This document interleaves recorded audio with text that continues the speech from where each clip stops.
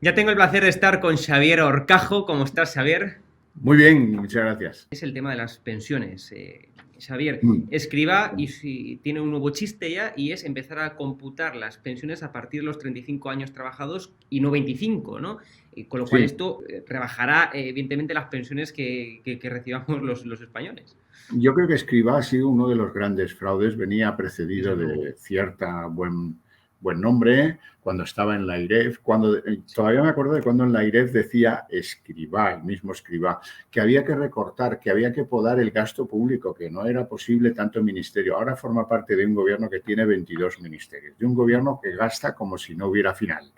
Y, en fin, eso dice muy poco de la coherencia del señor Escrivá, este que no encuentra dónde dejar el vaso en el atril, ¿no? Esas imágenes lo definen, desde luego. Se llama eh, inteligencia emocional. Bueno, este es el hombre de los globos sonda, este es el hombre de sí, pero no, voy a decir esto a ver que si cuela o no cuela, luego diré que no, luego diré que sí.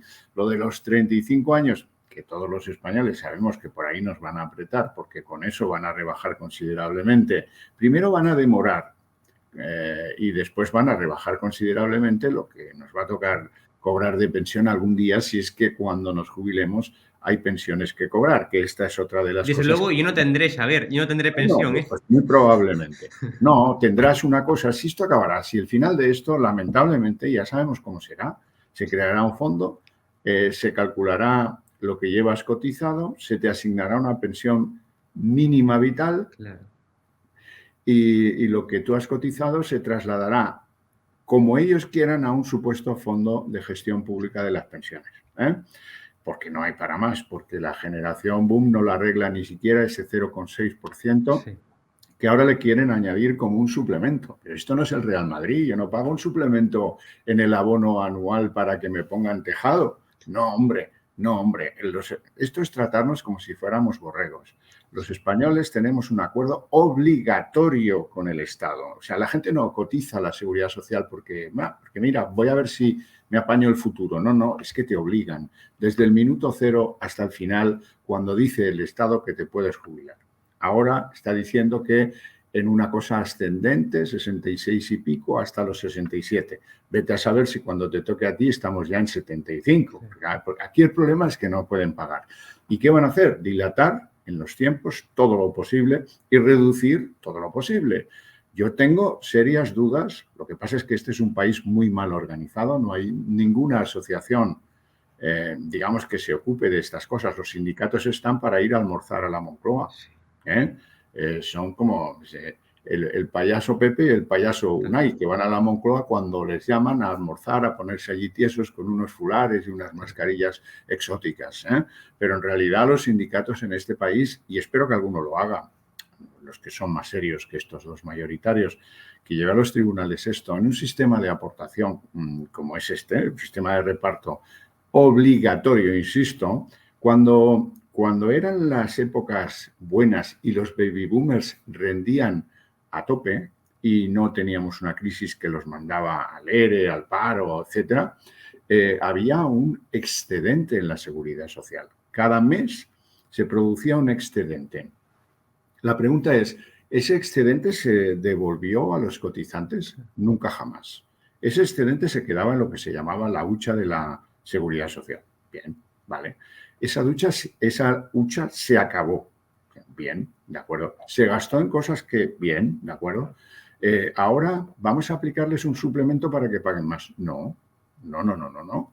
Si cuando era excedentario, resultante de la aportación de los señores socios, entre comillas, a la fuerza Orcan de la Seguridad Social, no se repartieron los excedentes, ahora, si falta, pues oye, chico, esos excedentes sirvieron para cubrir el papel del Estado en asignaciones básicas. Además, no se le puede pedir al contribuyente que pague pues 30 euros, sí, más o menos, va a ser unos 30 euros mensuales más de cotizaciones a la seguridad social, si antes el señor Escrivá, ministro del ramo este de las pensiones, no ha decidido que los salarios de los que gestionan las pensiones los pague el Estado, no los paguen los pensionistas como sucede ahora. Sí, el señor Escrivá no ha decidido que las pensiones llamadas no contributivas, es decir, las que da el Estado, por las razones que sean, me parece estupendo, pero oye, si no contribuyen, que se paguen con los presupuestos generales, no que se paguen con la hucha de la seguridad social, a la que luego dirán que no alcanza cuando empiezan a jubilarse las generaciones de baby boomers. Lo único efectivo, demostrado, claro, para solventar el déficit, el agujero de la seguridad social, es producir empleo y producir empleo de calidad y que la gente cotice más y no menos, que es lo que estamos viendo en los últimos años.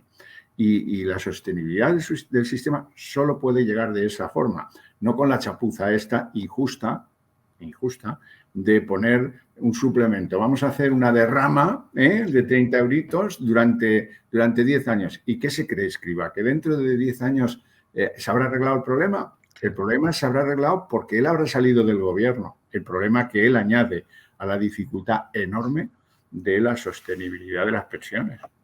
Xavier, y como colofón, estamos viendo estos días protestas tanto en Cuba como también en Bolivia, ¿no? Por esa ley madre en Bolivia que le otorgaba, aprobada ya en agosto, que le otorgaba pues un poder discrecional, un poder como los cubanos, como también los venezolanos, que conocen perfectamente lo que es el régimen comunista, lo que es la dictadura comunista, están en pie de guerra, están en las calles, claro. Mientras tanto, aquí en España tenemos a ministros comunistas, a ministros que se jactan, ¿no? Que dicen públicamente, es que yo soy comunista. Por ejemplo, Alberto Garzón tiene un libro publicado, ¿por qué soy comunista? Yolanda Díaz hace poco no prologaba de una forma espantosa, por cierto, el manifiesto comunista de Karl Marx. Mientras tanto, insistimos, los que verdaderamente conocen el régimen comunista, la falta de libertad, la falta de democracia, pues están en las calles, Javier.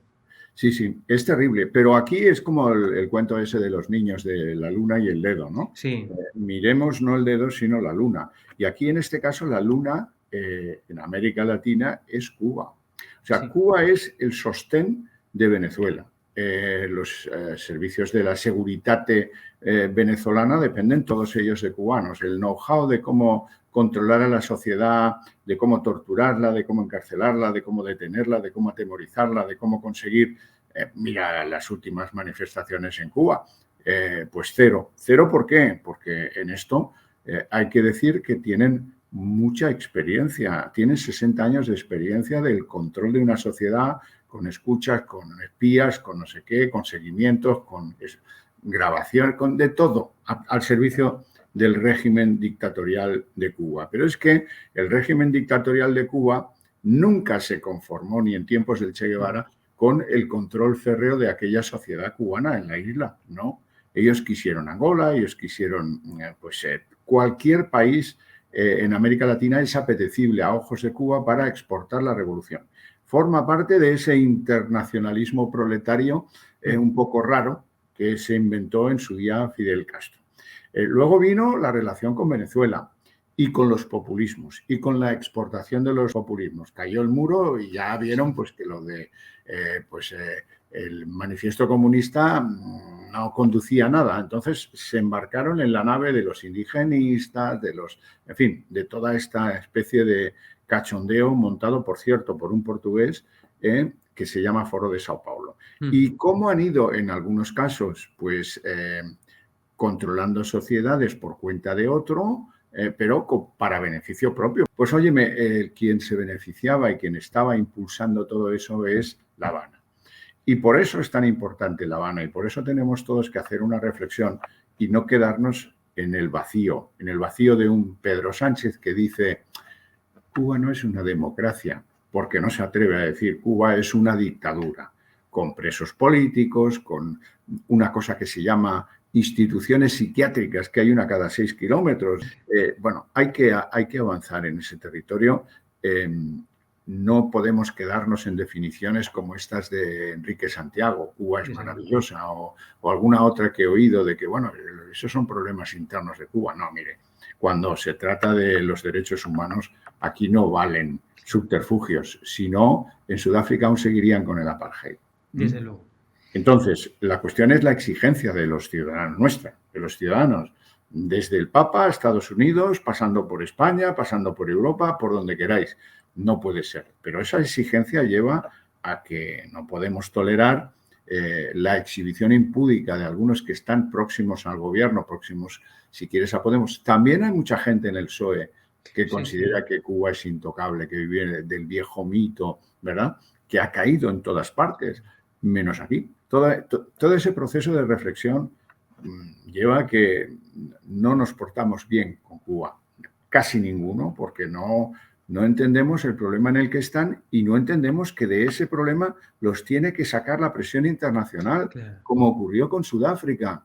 Y no puede ser que, bueno, pues con esto seamos pues mucho menos... Vamos a ver, ¿por qué se critica a Lukashenko y no se critica a Díaz-Canel? Claro. ¿Me puede contar alguien eso? Pues ya está. ¿Qué hace Lukashenko?